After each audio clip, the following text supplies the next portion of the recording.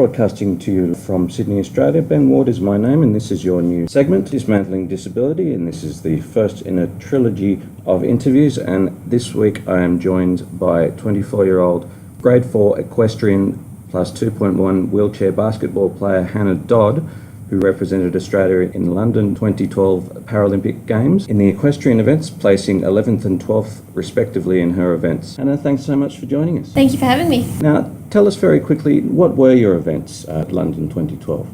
At London, I was competing in the dressage for the equestrian, the individual grade 4 test and the team grade 4 test and the grade 4 freestyle. Tell us a little bit about how you qualified and what gradings mean and what a 2.0 wheelchair is.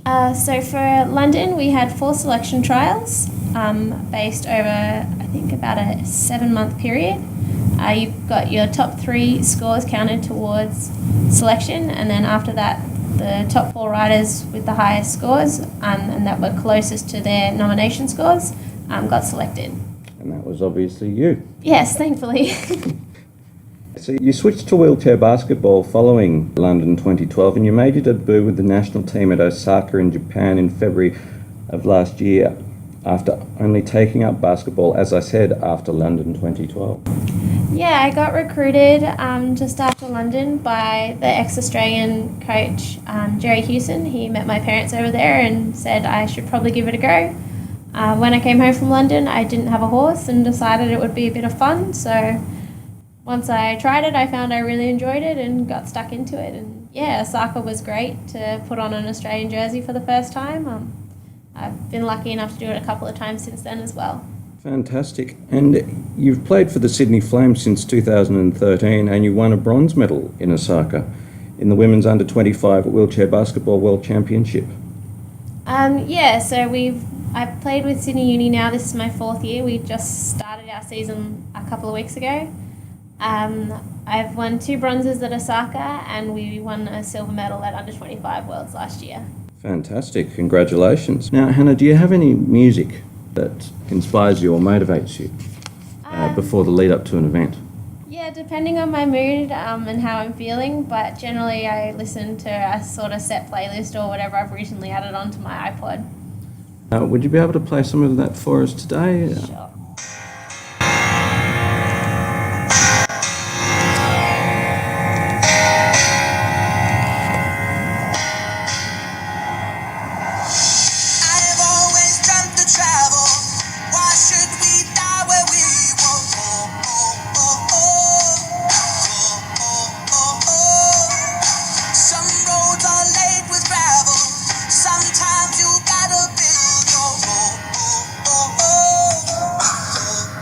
Fantastic, Hannah. What was that track and what is the significance of it for you? That's by Lucas Graham. It's called Take the World by Storm.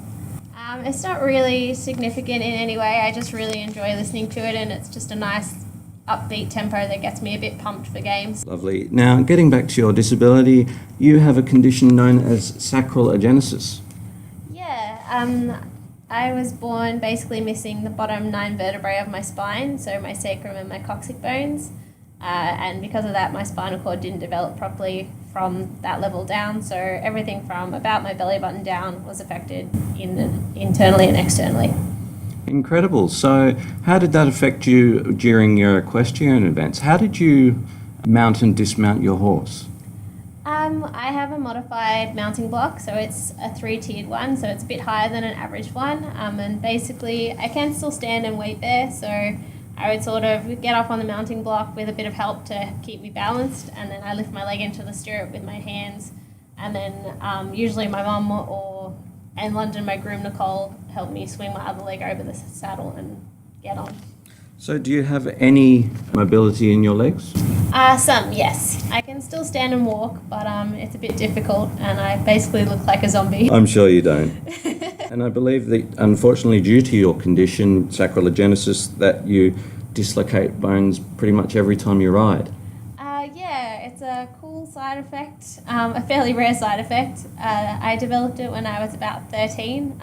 It's basically subluxation in all my joints, which just means they're a bit loose and a bit too stretchy. So yeah, I generally have about 10 to 15 dislocations a day, on a good day. Playing basketball and wheelchair rugby, that goes up to 2025 from some of the impacts. Well, I'm sure you can handle it. You were the youngest Australian to compete at London 2012, aren't you? For equestrian, yes. I was about the 5th youngest person overall on the Australian team. Let's listen to your next piece of music, shall we, Hannah? And we'll get you to explain the title.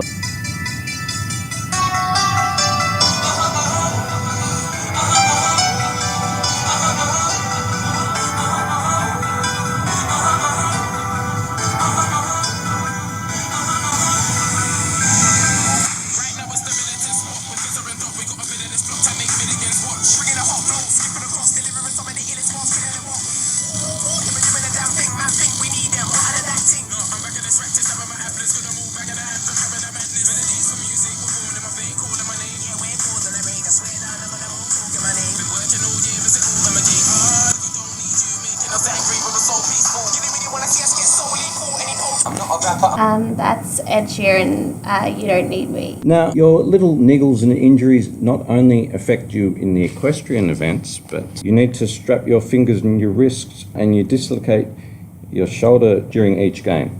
Not each game.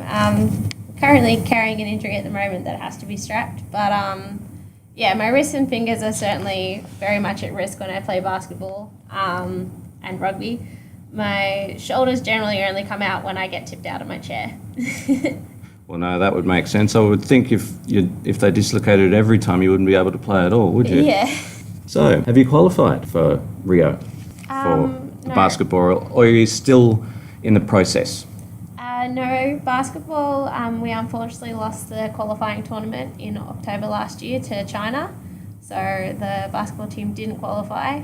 I was hoping to qualify for equestrian, but I got quite sick at the beginning of the year and unfortunately missed going to Europe to qualify for that. So no Rio for me this year, which is a bit unsettling, but I've got world champs in 18 months, 2 years, and we'll start doing the prep for that at the beginning of this year, the end of this year, beginning of next year. So it doesn't really take a lot of time to get back into the next cycle. Great. Well, I'm sure everyone listening is proud of yours and the team's achievements as well. Congratulations. Thanks. Who's been your biggest influence on your career and why? A few people. Obviously, my first coach, proper coach for riding, Peter Turner, was a massive influence. I spent 11 years with him, including London in 2012 and my 2014 World Champs campaign. So I've known him since I was 9 and he did a lot of work with me. And obviously going to the Paralympics was a big thing for both of us. As far as basketball goes, probably Sarah Stewart. She's the one who recruited me into the Flames and has been there since day one pretty much. So I spent a lot of time with Sarah and she's a very good mentor to have. We're going to finish the interview very soon, but before I do, who is Hannah Dodd in one word? Stubborn. Stubborn. Yeah. Can you elaborate? I'm very tenacious about things, and yeah, I think stubborn's probably the word that most people use to describe me. Either that or determined, because once I decide I'm doing something, hell or high water, it's going to happen. Lovely. Just lovely. Hannah, let's have a chat after the World Championships. Yeah, hopefully. Hannah Dodd, thanks so much for your time and best of luck qualifying for the World Championships. Thank you.